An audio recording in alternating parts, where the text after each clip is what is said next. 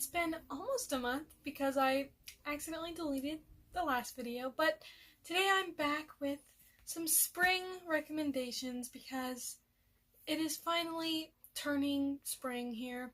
So grab a nice little drink and I will also tell you my favorite books to read in spring. I have some water, so not super fun, but anyways, I have lots of great recommendations that I love reading in the springtime. And the camera might be shaking a little bit because trying a new system of holding up the camera. It's actually sitting on my Roman Empire books, so the camera is being held up by hopes and prayers. But of course I'm going to start off with recommending The Hobbit by J.R.R. Tolkien. This is my little mass market paperback. I have a nicer edition, but I don't read it because I don't want to break the spine in, so this is the one that I read. But you all probably know what The Hobbit's about. It's very famous. But if you don't, this is sort of a prequel to the Lord of the Rings trilogy, and it follows Bilbo Baggins, and he is just swept off into this quest with Thorin Oakenshield and company. He's sort of pushed out the door by Gandalf, and it just follows him going along with the dwarves on their quest to reclaim the Misty Mountains.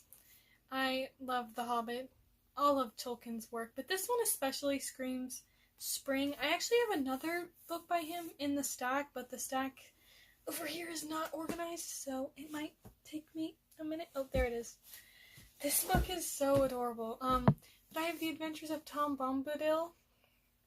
I love this little tiny edition so much, and the pastel is so fun.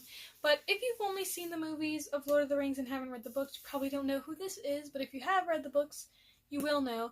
Tom Bombadil is sort of this riddle of a character. There's not a lot known about him, but he helps Frodo and the other hobbits on their way from Brandywine to Bree, because they go into the ancient forest.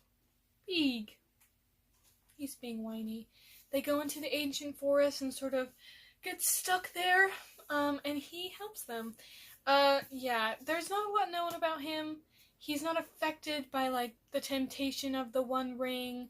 He's not affected by the great powers of good and evil.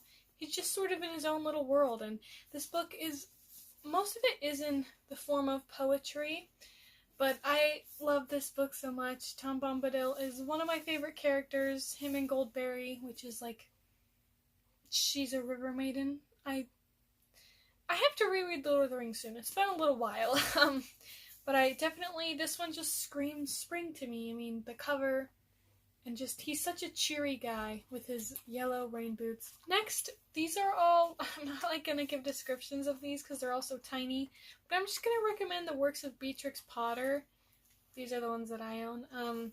They're just sweet little stories about animals. One of my favorites is The Tale of Mrs. Tittlemouse, who's trying to do some spring cleaning, but keeps getting interrupted. But I love stories about little animals, and her artwork style, and just how simple and sweet these little stories are, really screams spring to me, so I definitely recommend the works of Beatrix Potter.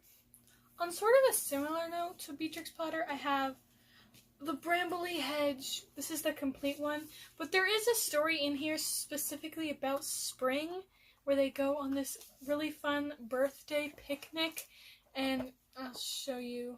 Oh, that's not the right story. I mean, this book is utterly adorable. One of my new favorites. But yeah, there's specifically a story about spring. It's about little mice families in this community of mice that live in Brambley Hedge, so this is like the perfect spring book. Oh, and this is by Jill Barklam, if I forgot to mention that. Then I have a book that's a collection of stories. That's Aliferous by Alyssa J. Zavalanos. And this is just a collection of super lighthearted, whimsical stories. Some of them are more fairy tales. There's some poetry in the back. And I just love this cover. But all of the stories have to do with birds. Aliferous means like having wings. It says it on the back there, which this cover is so pretty. But this is just super, the stories are not very long, they're pretty short. But they're super entertaining, and they are super lighthearted, and some of them are romantical, so I definitely recommend this one. Then, I did not personally love this book, but I think other people might enjoy it more than I did, and it is like a spring book, and that is The Wind in the Willows by Kenneth Grahame. Yeah, I didn't particularly love this book. I think if I had read it in a different time period, I might have liked it more. I just realized how terrible my hair looks. Just ignore that, please. But The Wind in the Willows follows all the animals that live along the riverbank, and specifically they follow the mole, and he is spring cleaning, and he just sort of gets this urge to just go have a little adventure, and he meets the water rat, and it just shows their adventures as well as the adventures of Toad, who's a very fun character, and as well as Badger, I'd say, are the more main characters. Yes, so even though I didn't love this book, I still think it's a really nice spring book. This copy's kind of, I don't love it. It's got really cute quotes on the front though. But yes, this is the spring classic, so I do recommend it. Then here's another classic that I love a lot, and that's Robin Hood. This is the edition by Henry Gilbert. He's not the person who wrote it, because this story, it's a very old legend, because I tried researching like who is the author for it, but they don't really have one. It does have a stain on it. That kind of makes me sad. These books are a little beat up. But you all probably know who Robin Hood is. He lives in, well, not in the beginning, but he eventually lives in Sherwood Forest and is sort of just this hero vigilante. And I just really loved this book. It did take a little while to read, but it was like my first older classic. But I definitely really loved this one. This is going to be a short video, I just realized, but that's okay. Next, I have some more. Getting more. The last ones I have are more classic literature, but this one, not the whole thing, because this thing is humongous, but this is the complete novels of Jane Austen. The one I specifically recommend for spring is Emma, because Emma is more a comedy. It's comedic. It follows the main character, Emma, and she is a very privileged person, and she tries to play matchmaker with her friends, and it doesn't really go very well, but it's a super lighthearted, it's really dusty, super lighthearted, just romance. There's, of course, romance. In every Jane Austen novel has romance. But like I said, I feel like I'm going in circles here. It's a very lighthearted little romance story that's funny. So I definitely would recommend that for spring.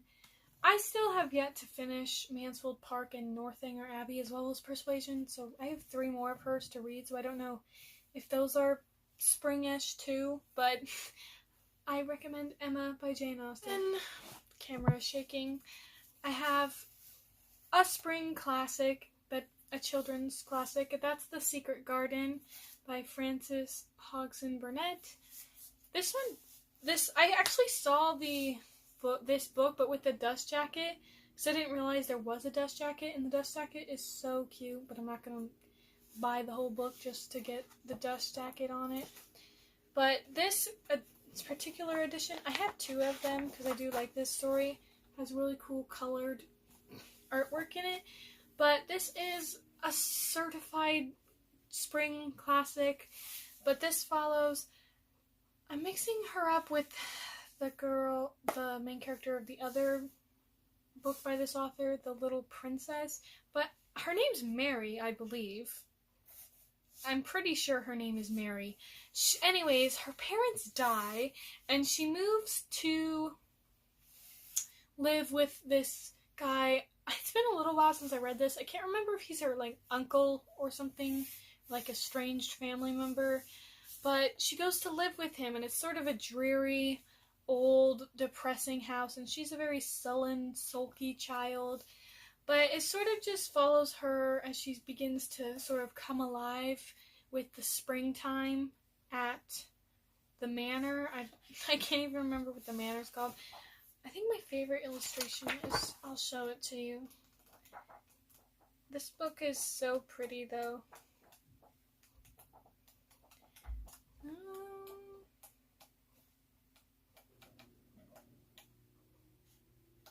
That's not it.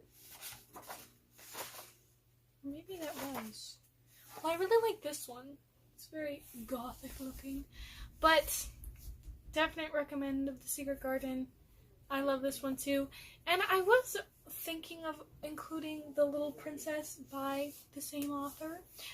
But I don't know. It kind of is sort of a fall book. I read that in fall. If you've read The Little Princess, let me know what you think. Is it a fall or a spring book? To be honest, I feel like I don't have a lot of summer books. I am not the biggest fan of summer. But I feel like I don't read a lot of books that give off that summer vibe. That makes no sense. But my final spring recommendation is my favorite. It was my first 5-star of the year, and that's Dear Olive by Aimée Leigh-Fauvet. So this is like the ultimate spring book. I know I said that about Brambley Hedge, but this is the ultimate spring book. It starts in spring, and then a year goes by, and it ends in spring. So there's number one. The cover is super springish. There's a bird and some flowers and a tree. I don't know where I was going with that. But this follows Olive, and her family just sort of falls on harder times. But I'm not going to say too much because it's better to go in blind, is my opinion on all Lamplighter books. Just go in blind and have a fun time with them. That's what I did with this one, and I loved it so much. This just gives off such spring vibes. I listened to it with like some classical piano music, and it was the ultimate experience. But yeah, this just follows Olive. There is some romance in here, a lot of like finding contentment as well as discovering yourself. But this is such a recommended book for me. I love it so much. It's probably my favorite, like, in terms of cover and spine of the Lamplighters, because you guys know that I love Lamplighter, but this one is probably my favorite out of all of them. I feel like I was talking really, really fast. And then this one is like an honorable mention, because I'm currently reading it, but I'm currently reading Alice in Wonderland and Through the Looking Glass, and this does sort of feel like a spring book, because it's just like the weirdest book I've ever read. It's just so odd, and all the things that happen are so unexpected, and it's just like the most random things you can think of put into a book. But it could be a spring book. I definitely think it gives off the spring vibe. The only thing is, I did not know this, so I'm trying to find his real name, because Lewis Carroll is a pen name, and his first name was Charles? Yeah, Charles Ludwig Dodgson. I was reading, because in this it has like the beginning where it tells what inspired the Alice Adventures in Wonderland, and the girl who inspired this book, her name was Alice, and he met her when she was 3 years old, and he had a very close relationship with this family. I don't know if he like took care of the kids. It said something about that in here. But he met her when she was 3, and he described her as the ideal child friend. He proposed to this little girl when she was 11 years old, and he was almost 30. So that kind of threw me off. That's very interesting. I know marriage was definitely different back when this was this era, but still, that seems a little excessive. An 11-year-old with I think he was 29 or 30. That's insanity. That definitely threw me off a little from this book, but the book itself is very whimsical, very, like I said, the most random things you could ever think of, times 100 in this book. That's what the plot of this book is. But I just love this edition, too. It looks like a fall book, but it's very springy. I don't know who said don't judge a book by its cover. I definitely judge books by its cover. I mean, there were so many editions of this one, but I picked this one because I liked the cover and because it was cheap. But And it also has really cool, like the end paper is keyholes, and there's lots of cool illustrations. There was one page in particular that they did a cool thing with the font. Right here, it's the rat talking about his tail, but it's a rat tail, if you get it.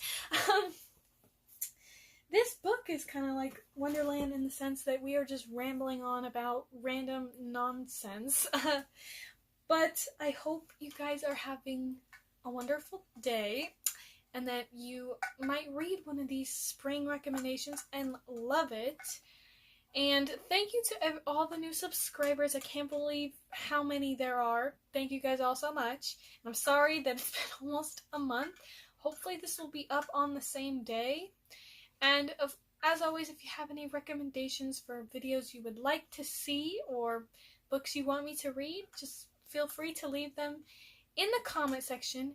And before I end this video, I was wondering if you guys would want to see a room tour of my whole room, because my room's not very big and the bookshelves are the biggest part of it, but I do have some really cool like pictures and decor, like all this background that you guys see, as well as the main bookshelves have changed a little. I might show you this now because I'm so proud of it. Yeah, I'll show you guys in a second. But if you would like to see that, let me know, and if not, then I won't show you guys. But anyways, sorry for my rambling, and thank you so much for watching, and I will show you this thing that I have to show you, but I will just say goodbye here, so goodbye. So the lighting might be terrible, but this is my Beatrix Potter shelf, but this is what I wanted to show you guys. Let me move this little gnome guy out of the way. This was the box set for the Roman Empire books, and I turned it into a little book nook. I love it so much. So the walls, just put some printed off wallpaper. And then this is actually, it works. Let me turn it on. Ta-da! It's a little chandelier. It's a fake candle that I put upside down in a cardboard case. And then a little crocheted rug and couch. This is really cool. I made this little bookshelf, but all these little books are individual books that you could pick up. I'm not going to. Well, let's see if I can get one out without collapsing the whole shelf. Ooh, there we go. Which one's this? Some of the covers you can't really read very well. They're like individual little books that I made out of cardboard and some book prints. And then of course we have our residents of this lovely book nook, and that is Purina and Benedict Tuxedo. These are calico critters, but Purina is, oh my gosh, we'll just go in close. She is knitting with her toothpick needles, and Benedict is reading, I believe this was the Jungle Book, but I just had to show you guys because I'm really proud of it, and I think it's so adorable with this whole shelf.